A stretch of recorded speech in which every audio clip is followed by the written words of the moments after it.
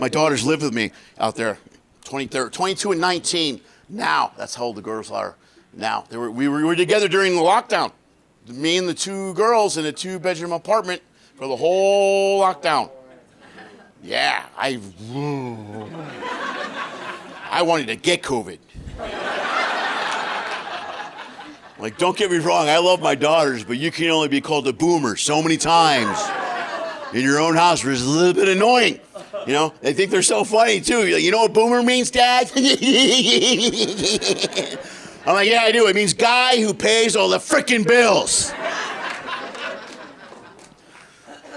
They're tough, those two daughters that live with me. We did a lot of research during COVID. That's what we did. We didn't even do research. We watched all the internet during COVID. Is what we did. We were online every day. We watched all the internet, all of it.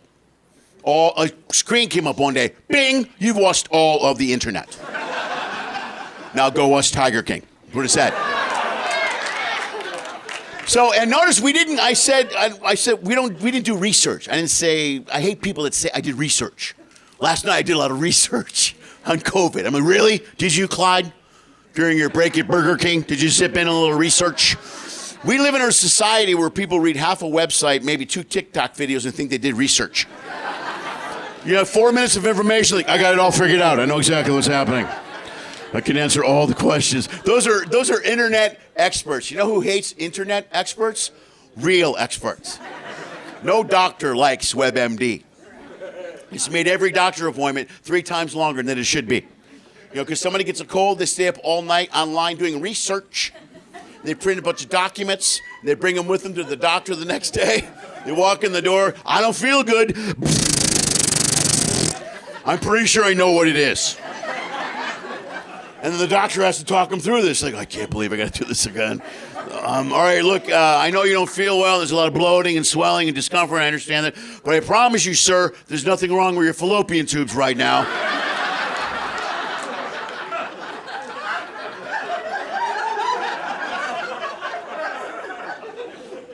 Men don't have fallopian tubes. That's the joke there, sir. Got it? Okay. Just looked at me for a second like... My daughters used to travel with me when they were little. I had them for the summer, so I'd bring them with me on trips. I'd bring them on a cruise ship for a while, every once in a while. We're on a cruise ship one time, and they're 10 and 8, and we had dinner at 6. We go back to the cabin. I have a show at 11, and I tell the girls, I go, hey, go to the little kid area. Have fun. Knock yourself out. Do whatever you want to do. Have a good time. I'm going to take a nap, set my phone. Do me a favor. Come back. Make sure I'm up in time for the show. They go, okay, Dad. We run off. So I fall asleep, and I wake up to my oldest daughter shaking me in a panic. She's, Dad. I'm like, what? She goes, what time is your show? I go, it's at 11 o'clock. What time is it? She goes, it's 11:05. I go, no! I go, you had one job! So I get up, I'm free. I put on my shirt inside out, 2 different shoes. I'm running down the hallway, hyperventilating, bouncing off of walls. I'm freaking out, I'm checking, I'm running. And after a while, I can hear my oldest daughter yell after me and go, hey, Dad, we're kidding. We set all the clocks in the room ahead an hour. But I come back. I walk all the way down the hallway. It's not funny. That is not funny. You ever yell at your kids when you're half asleep? And your eyes go 2 different directions, you spit flying, you don't even care. It's not funny. That is not funny. I was mad at them 2 days. I didn't talk to them for 2 days on the ship. After the second day, I'm having lunch. My oldest daughter looks at me and goes, hey, Dad, it was a little bit funny, right? A little bit. A little bit funny. Right? And I cracked. I go, yes, fine. It was just a little bit funny. And she goes, oh, good, because we taped you on our phone, or you're hilarious. Look. You fell down twice.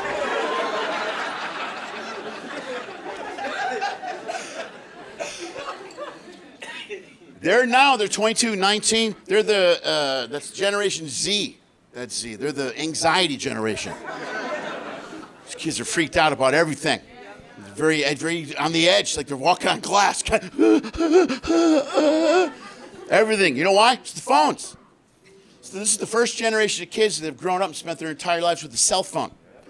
They've had it their whole lives. They've been wired in since they were toddlers. They've had something. They've been connected. It's partially our fault. So parents spend a lot of time with your kid going, go play on your phone. Go play on your phone. Go play on your phone. And they become older. You're like, why are you always on your phone? Why? It's tough, man. These kids are connected constantly. That's a lot. It's 24-hour peer pressure. Think about that pressure for a kid to go through. When I was a kid, you went to school. If you got beat up on the last day of school, you just went home and shook it off for the summer. Now you got to relive that beating every night on TikTok. You can't shake it. Like, this sucks. This is the worst ever. I can't. And if the video goes viral, you're screwed. You can't even move and reinvent yourself. Those days are gone. Some kid could screw up in Iowa, right, and move to Taiwan. 4 months later, being at Burger King, some kid he's never seen before. Hey, look, it's Booger Butt. The kid's like, this is the worst ever, man. I think we've lost control of a lot of our technology, man. We've lost complete control of the social media, all of it that's come out. You know what I mean? It's insane. I used to think the internet ruined us. I think we've ruined the internet. I do. It's an amazing tool. Think about it. When I was a kid, when I was 7, I didn't know anything about a kid from China who was 7. I don't know anything about. Now you can actually talk to a kid from China online. It's an amazing tool. It's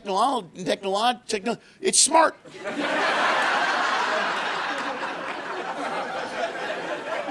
It is. It's an amazing thing that we have. And what do we do with it? We block people, cancel people, bully people, judge people, fight. People argue online on social media platforms, make fun of each other. They'll argue about stuff. If there's nothing to argue about, they'll make up stuff. There's phrases they've just made up in the last few years I've never heard. I never heard love bombing when I was a kid growing up, or gaslighting, or crop dusting. I heard that last one. Mansplaining. I never heard mansplaining when I was. My youngest daughter looked at me a few weeks ago. She goes, "Hey, Dad, what's mansplaining?"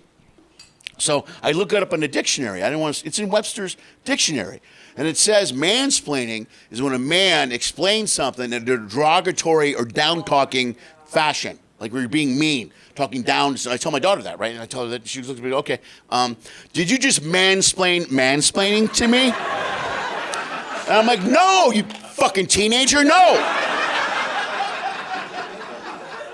Every time a man explains something, it's not mansplaining. It's not gender specific. Sometimes things just need to be explained. Sometimes you just need to know the information. And be careful throwing around the mansplaining card, ladies. You say that too much until you're stop mansplaining. Maybe one day your man will stop splaining in a situation where maybe he shouldn't. Like, let's say, here's a hypothetical situation. Let's say 2 people are camping, and there's a fire. There's a man and a woman, and the fire starts to go out. And the man goes, wow, the fire is going out. Maybe we should freshen it up. And she goes, okay, and goes back to the car and comes back with a huge can of gasoline and goes to pour it directly on the fire. And the man very politely goes, I don't think it's a good idea to pour gasoline on an open fire. Right? And she goes, don't mansplain fire to me. I think I know how this is going to get. So he doesn't. He does nothing. He runs away. He runs away. But now she's made her point. She pours the gasoline, and now someone is mansplaining skin grafts to her in a hospital somewhere.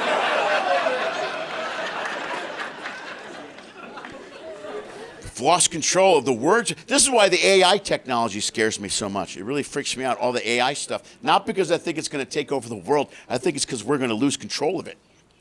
You know what I mean? It's already here. We already use it. It's on all kinds of games. Now it's fun. Let's say you play chess, you play video games. Now right now it's like, let's play a game. It's a lot of fun. But eventually that's going to turn into, would you like to play a game? And it's here. If you have a bank account or if you have loan docs or something like that, a lot of times you go into your accounts financially online, you have to answer a bunch of questions to prove your identity. In the past, these are questions that you've always provided, like your mother's maiden name, the city you were born in, stuff like that. But now AI digs into your past, and they find questions with answers that you don't even remember. I mean, there's stuff, they dig so deep I can feel it in my colon. I mean, I don't know. It's things like, what is your brother's, sister's, teacher's, pet's, cat's name? I go, I don't know that. What was your 7th grade teacher wearing during the science fair in 1977 in your first wet dream? When did that? I can't answer all those questions. Also, I'll be honest with you, I don't know if it's the age, the booze, or all the drugs I did when I was younger, but I have forgotten some stuff. I mean, there's a lot of stuff I have forgotten. I've forgotten some names, some places, 1993. You know, I don't want to be online trying to access my loan docs and getting questions like wrong. And the FBI kicks in my door like, are you trying to steal an identity in here? And I'm like, no, I'm an idiot, stupid. Here's the hardest thing or the most difficult thing about AI technology, I think, is it's brilliant. It has an answer all the time. It's got an answer for everything. The problem is sometimes a question has no answer. In order to answer a question properly, you need to think. In order to think, you need empathy and understanding. Some questions have a human nature to them, and there's not an answer to it. Like, let's take your first breakup. Remember when you're a teen? That's a devastating moment. Your very first heartbreak. It hurts. Everybody remembers that first one. It's brutal. There's nothing. The only thing worse than that. All you think during that time is just, I want to die. I want to die. I wish I could die. And that pain hurts. The only pain worse than that is when you have a child. They go through that pain because you can't take it away, and you can't give them a speech. You can't go. There's a lot of birds in the sea and fish in the sky. None of that works. But your child is suffering and in pain, and they're looking at you going, I just want to die. And you just got to go, I know. I'm sorry. It's going to happen again, probably. You go to AI technology with that question, I want to die, and the computer is like, there are several ways to kill yourself right now.